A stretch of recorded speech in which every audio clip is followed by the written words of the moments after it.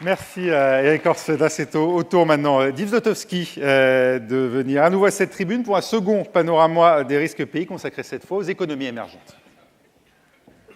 Merci, c'est difficile de passer après Eric Orsena parce que non seulement c'était extraordinaire, mais en plus il a dit beaucoup de choses que je voulais dire. Et il les a dit encore mieux que je pensais les dire, donc voilà. Alors il a beaucoup parlé de ces questions de blocage politique, et c'est vrai que c'était un peu l'obsession, enfin les questions de tension sociale étaient l'obsession de l'année dernière, et ça s'est prouvé comme une question fondamentale, puisqu'on suivit les troubles au Brésil, en Turquie. Mais je pense qu'année dernière, on a un peu mis de côté les questions très basiques, macro-financières du risque pays, et en fait, on se rend compte qu'elles reviennent et qu'elles sont un peu là pour durer dans les pays émergents. Donc je vais un peu revenir à ces questions macro-financières avant quand même de reparler des questions politiques. Alors effectivement, les pays émergents ralentissent, c'est un vrai ralentissement qui s'installe. Vous voyez ici donc les BRIC avec leur croissance moyenne en 2000-2011, vous voyez ce qui s'est passé en 2013, vous voyez notre prévision 2014. Bon, ça reprend un petit peu, ça reprend notamment grâce au commerce extérieur et notamment grâce à l'Europe qui a à nouveau des couleurs, qui est un partenaire quand même majeur des pays émergents. Mais en gros, les BRIC ont perdu à peu près 2,4 points de PIB, donc c'est quand même un ralentissement important. Alors, les autorités des BRIC s'amusent à beaucoup accuser la Fed, à blâmer la zone euro. En fait, il se passe quelque chose dans les demandes internes des pays émergents. Et c'est ça dont je voudrais parler. Vous voyez à droite le graphique qui illustre ceci. Pour 7 des plus grands pays émergents, sans la Chine, parce que la Chine est un cas très particulier, où on a mis la dynamique de la consommation et la dynamique de l'investissement, donc l'investissement en orange et en vert la consommation. Qu'est-ce qu'on constate ? On constate que la consommation des ménages reste relativement dynamique, elle s'érode un peu. On était plutôt sur un trend d'un peu plus de 5, on est plutôt sur un trend d'un peu plus de 3. En revanche, ce qui ralentit énormément, c'est l'investissement, c'est l'offre. On était en moyenne sur un trend à 2 chiffres, presque plus 12. Aujourd'hui, on est en moyenne dans les BRIC, enfin dans les 7 grands émergents, autour de 3. Donc vous voyez qu'il y a un vrai ralentissement de l'investissement. Et ceci a des conséquences sur les équilibres externes. C'est le retour de la contrainte externe dans les pays émergents. Alors vous voyez à droite ce graphique illisible, c'est le compte courant agrégé de l'ensemble des pays émergents, et la petite barre bleue, j'ai enlevé le solde courant chinois et le solde courant russe, qui sont 2 grands pays émergents qui ont des très forts excédents courants. Et ce que vous voyez, c'est qu'en 2013, on avait un déficit courant de l'ensemble des pays émergents, moins la Russie, moins la Chine, et en 2013, on aura un tout petit excédent courant. Et quand vous regardez par pays à droite, eh bien, vous voyez cette dégradation des soldes courants. Vous voyez la Turquie, l'Afrique du Sud, l'Inde, l'Indonésie, le Brésil, ces fameux 5 fragiles qui ont des comptes courants donc, qui se dégradent. Et j'ajoute que ce qui est important, c'est que ces comptes courants vont être durablement dégradés. Alors, ils s'améliorent un tout petit peu, sauf dans le cas du Brésil, mais ils vont être durablement dégradés. Pourquoi ? Justement à cause des problèmes de croissance. Parce que vous avez d'un côté une consommation dynamique pour des raisons structurelles, les classes moyennes dépensent, les salaires augmentent pour des questions démographiques, pour des questions de pénurie de main-d'œuvre qualifiée. Donc il y a toujours une certaine dynamique de la consommation. En revanche, l'investissement s'affaisse pour beaucoup de causes structurelles.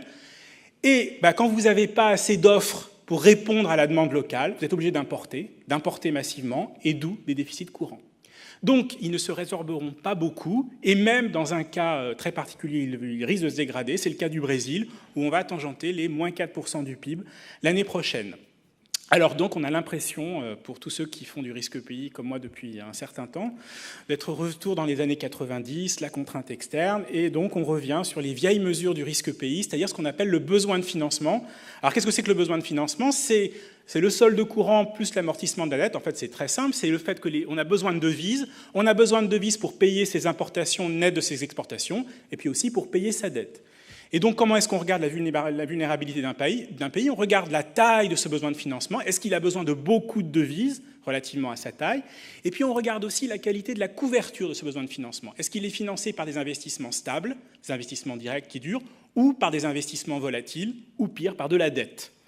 Alors, on a mis ces 2 vulnérabilités. Besoin de financement sur export, donc la taille.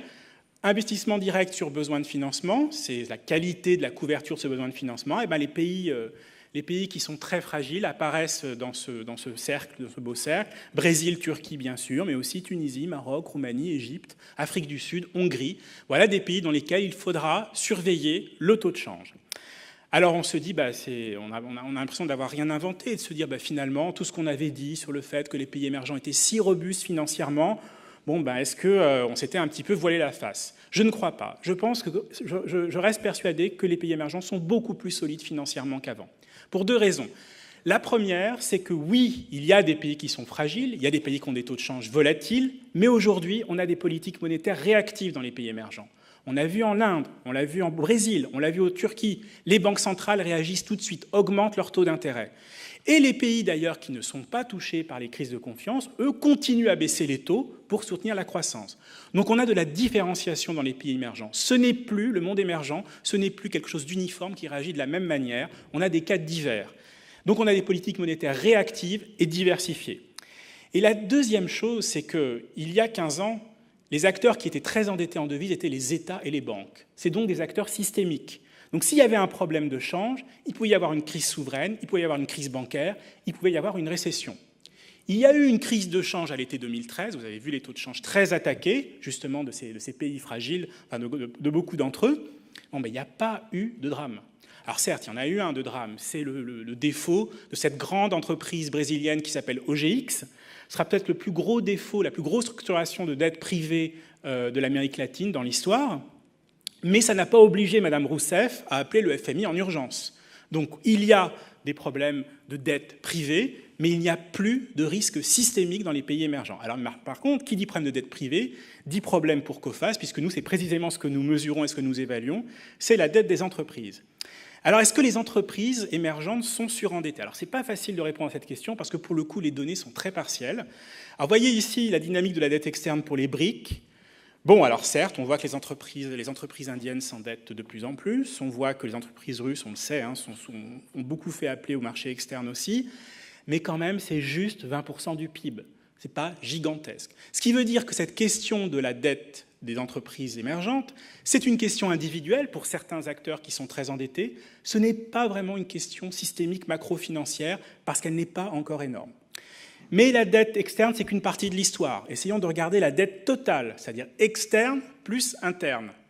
Alors là, les données sont quasiment impossibles à avoir, donc on a un peu fabriqué ça comme on a pu.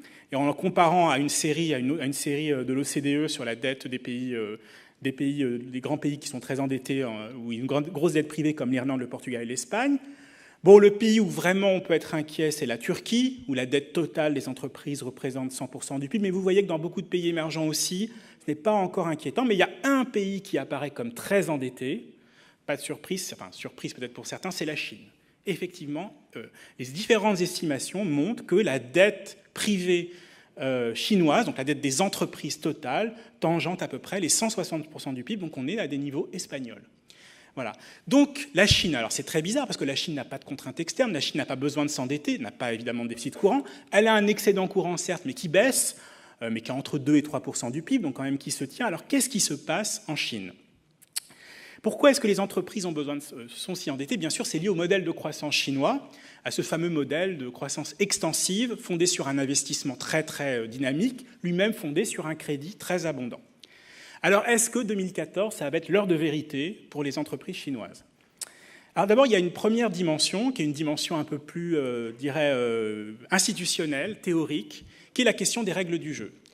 Alors, quand j'étais étudiant, il y a un certain temps, j'ai beaucoup aimé un économiste hongrois, qui est aujourd'hui très âgé, mais qui est toujours vivant, qui s'appelle János Kornai, et qui était le grand spécialiste ce qu'on appelait les économies centralement planifiées, les économies communistes. Et Kornai, pourquoi est-ce que Kornai était si génial ? Car il a défini les économies communistes, pas du tout par la planification, mais par ce qu'il appelait la contrainte budgétaire lâche. Qu'est-ce que c'est que la contrainte budgétaire lâche ? C'est l'idée que les entreprises peuvent investir comme elles veulent, elles ont un crédit très abondant et elles ne sont pas sanctionnées si elles ne remboursent pas. C'est ça la contrainte budgétaire lâche et c'est ça qui définit une économie communiste. Et il dit la transition vers l'économie de marché, c'est quoi ? C'est le passage à la contrainte budgétaire dure, c'est-à-dire le fait que si vous êtes insolvable, vous êtes sanctionné par une règle de faillite. C'est-à-dire c'est la socialisation des règles de faillite, c'est la transition vers l'économie de marché. Et bien on peut dire une chose, c'est que la Chine a une économie en contrainte budgétaire lâche. Pourquoi ? Et vous voyez ce graphique sur le crédit. Alors effectivement, il y a cet énorme crédit domestique où les banques publiques donnent beaucoup de crédit. Mais en plus, quand l'État veut contrôler le crédit, qu'est-ce qui se passe ? Se développe une finance alternative, ce fameux shadow banking, qui en gros empêche le passage à la contrainte budgétaire dure, puisque les entreprises peuvent continuer à s'endetter de manière très opaque. Donc toute la question, c'est de savoir quand est-ce que le gouvernement chinois va dire « maintenant c'est terminé, je change les règles du jeu, je passe à une contrainte budgétaire dure sur les entreprises chinoises ». Je crois que ça ne se fera pas en 2014. Il y a un document du gouvernement qui est sorti, qui s'appelle la résolution 107 du gouvernement sur la lutte contre le shadow banking, et on voit que le gouvernement chinois privilégie une approche extrêmement graduelle. Alors certes, il dit qu'il faut quand même contrôler ce shadow banking, il faut faire attention, mais il dit aussi le shadow banking, finalement, ça aide les PME à avoir accès au financement, c'est l'innovation financière, donc finalement, ce n'est pas négatif. Donc on voit qu'il y a un rôle ambigu du shadow banking. Je pense pour l'instant que la vraie socialisation des règles de faillite, le fait que les acteurs insolvables soient sanctionnés, tout, ce ne sera pas encore le cas. La situation est encore trop fragile. La deuxième dimension sur la dette des entreprises, c'est bien sûr le ralentissement. Alors vous voyez ici la corrélation entre les profits des entreprises et le PIB. Et vous voyez que bien sûr c'est très corrélé. Les profits, la dynamique des profits est érodée par ce ralentissement des entreprises chinoises. Et nous prévoyons l'année prochaine 7,2%, donc 7,7 cette année. Mais je rappelle que la Chine, c'était, dans les années 2000, 10,6% de croissance moyenne, donc on est en vrai ralentissement. On a chaque année une enquête qui pose un certain nombre de questions sur les entreprises chinoises, qui a été faite à la fin de l'année.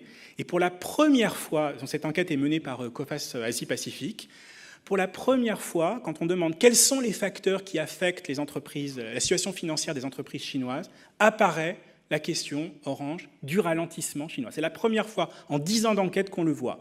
Et quand on leur demande quelles sont vos inquiétudes pour 2014, c'est le ralentissement chinois qui est la question toujours la plus donnée.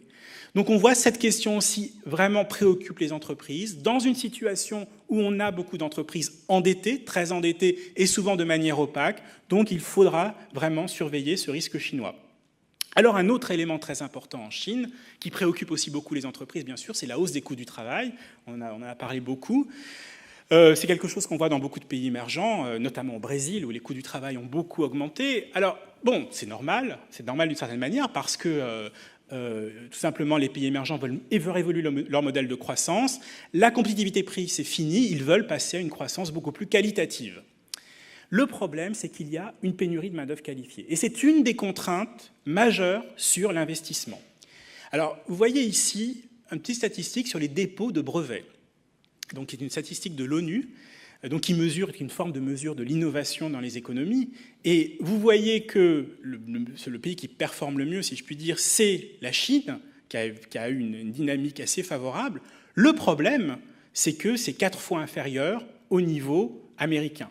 Et il y a des pays où on ne voit vraiment pas beaucoup d'innovation. Regardez l'Indonésie, l'Inde, la Turquie. On est dans des situations où l'innovation ne bouge pas.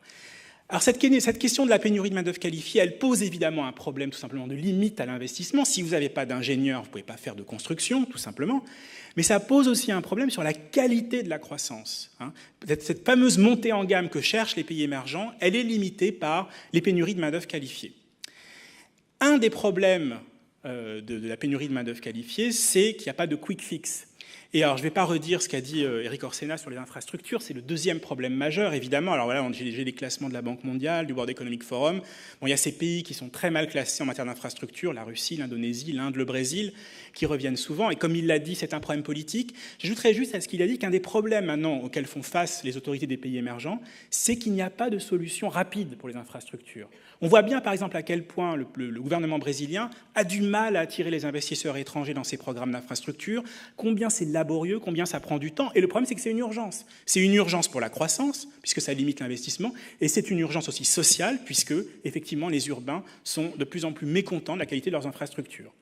Et enfin, dernière contrainte d'offre qui a été aussi évoquée par Eric Orsena, c'est la gouvernance. Alors, un des problèmes avec la gouvernance, c'est qu'il y a 10 000 manières d'appeler le mot gouvernance. Et vous avez ici le classement de la Banque mondiale. Alors, il y a beaucoup de classements. Il y en a d'ailleurs 2 qui se font concurrence à l'intérieur de la Banque mondiale. Celui-ci, c'est le Worldwide Governance Indicator. Donc, corruption, respect de la loi, qualité de la réglementation, efficacité du gouvernement. Bon, il y a ce pays que je connais particulièrement bien et que j'aime beaucoup, qui est évidemment mal classé, c'est la Russie. Pour le rule of law, pour le respect de la loi, pardon, pour la corruption, c'est un des pays qui est les plus mal classés. Alors, ça fait très longtemps que je m'intéresse à ce pays, et c'est vrai que la gouvernance, on en parle depuis très très longtemps sur la Russie, mais disons que c'était une question un peu, je dirais, théorique. C'est plus du tout une question théorique pour la Russie. On a 3 trimestres d'investissement négatifs en Russie en 2013. Et deuxième chose, les capitaux sortent en masse de Russie. On estime qu'en 2013, les sorties nettes de capitaux du secteur privé, ce sera 70 milliards de dollars. Dans les années 90-2000, la moyenne, c'était moins 9 milliards, alors que c'était des années très agitées, très incertaines. Donc vraiment, les Russes ne font plus confiance dans leur propre pays, n'investissent pas dans leur propre pays, font des profits et les exportent hors de Russie. Et même problème, il n'y a pas de quick fix en matière de gouvernance. Ça ne se règle pas en 5 minutes. Alors M. Poutine, le président, a assigné au gouvernement le fait de progresser dans le classement, dans l'autre, le classement concurrent, dans le classement Doing Business. Et c'est vrai que la Russie progresse. Le problème, c'est qu'est-ce qu'on entend par gouvernance ? Ce qui progresse, c'est combien de temps vous mettez pour avoir une licence de construction, combien de temps vous mettez pour enregistrer la propriété. Donc, ce qui progresse, ce sont les barrières bureaucratiques. Mais comme l'a dit Éric Orsena, la gouvernance, c'est pas ça. La gouvernance, c'est aussi l'effectivité du droit. Est-ce que le droit est protecteur, et notamment protecteur des acteurs économiques, donc des investisseurs ? Et donc là, il y a probablement encore pas mal de marge de manœuvre pour l'économie russe. Alors bien sûr, cette gouvernance, ça a été dit aussi par Éric Orsena, c'est une question politique, je le répète. Alors là, on a fait une petite carte sur, pas du tout exhaustive, sur en gros les élections prévues en 2014 et les manifestations qui ont eu lieu ces 3 années récentes. Et puis quand les couleurs se mélangent, c'est qu'il y a les deux ensemble. Alors d'abord, un point sur la question des taux de change, j'y reviens. Dans les 5 fragiles, tous vont connaître des élections en 2014. Le Brésil, l'Afrique du Sud, la Turquie, l'Inde, l'Indonésie. Donc ce n'est pas tellement la question de la politique monétaire américaine qu'il va falloir regarder pour les taux de change. Ce qu'il va falloir regarder, c'est les élections, et à l'occasion des élections, les questions évidemment de conflits qui vont ressortir. Mais surtout, je trouve qu'Éric Orsena l'a vraiment très très bien dit, c'est-à-dire l'idée qu'il y a la question de la démocratie, mais il y a la question de l'accord social, du contrat social. Et je crois que c'est exactement ça qui menace les pays émergents, c'est la discordance entre les deux. C'est par exemple le syndrome thaïlandais. C'est-à-dire, en gros, il y a des conflits à l'intérieur d'un pays, mais les élections et la démocratie n'arrivent pas à résoudre ces conflits. Et c'est un des problèmes, par exemple, qu'on risque de voir en Inde. En Inde, vous avez une énorme attente sur les élections, peut-être la victoire du BJP après plusieurs années de coalition menée par le Parti du Congrès. Est-ce que le BJP va régler les gros problèmes, les grands sujets de conflit en Inde, que sont la question des violences faites aux femmes, que sont les questions de la corruption, que sont les questions d'infrastructure ? Il y a beaucoup d'espoir, il risque d'y avoir beaucoup d'espoir déçus, parce qu'encore une fois, sur ces grandes questions, il n'y a pas de quick fix et il n'y a peut-être pas forcément la volonté politique derrière. Voilà. Alors, donc risque politique, risque de change. Alors donc il y a beaucoup de choses qui se passent dans les pays émergents. Comment ça se traduit plus concrètement sur nos évaluations pays ? Alors, il y a des zones qui restent à l'écart des changements, cette année, en janvier 2014. C'est l'Europe émergente. On a beaucoup dégradé l'Europe émergente dans le sillage de la zone euro. Cette année, nous avions dégradé la Slovénie et la République tchèque en A4. Là, je dirais que c'est comme ce que je disais sur l'Europe. On arrête maintenant, on voit qu'on est dans une situation de stabilisation du risque en Europe de l'Est, évidemment, grâce à la reprise de l'Europe de l'Ouest, dont elle est très dépendante. Dans les grands pays émergents, on a eu quand même des dégradations importantes cette année. J'en nommerai 3. La dégradation en A4 de l'Inde, pour toutes les raisons exactement qu'on a évoquées. Je crois que l'Inde, c'est le cocktail émergent parfait de toutes ces questions de taux de change, de problèmes politiques, de ralentissement de la croissance, de ralentissement structurel. Nous avons mis une surveillance négative sur la Thaïlande. L'économie commence à être affectée par ce conflit interne qui dure. Nous avons mis également une surveillance négative sur le Brésil, ralentissement de la croissance, également problème de taux de change, et avec ce risque l'année dernière de cette dégradation du compte courant. Donc beaucoup d'évolutions négatives sur les pays émergents, mais aussi des évolutions positives. Je le redis, le monde émergent est très divers, et il y a aussi des dynamiques positives. Je citerai un pays qu'on a reclassé l'année dernière, c'est l'Indonésie. Un pays que nous avons reclassé cette année, c'est les Philippines, en A4. Voilà, donc il y a une nouvelle génération de pays émergents, eux, qui ne connaissent peut-être pas encore les problèmes des BRIC, mais qui ont une stabilité de la croissance, une stabilité politique, une amélioration de la gouvernance, une dette souveraine qui est sous contrôle. Donc je m'arrête là parce que c'est l'objet de la prochaine table ronde. Merci.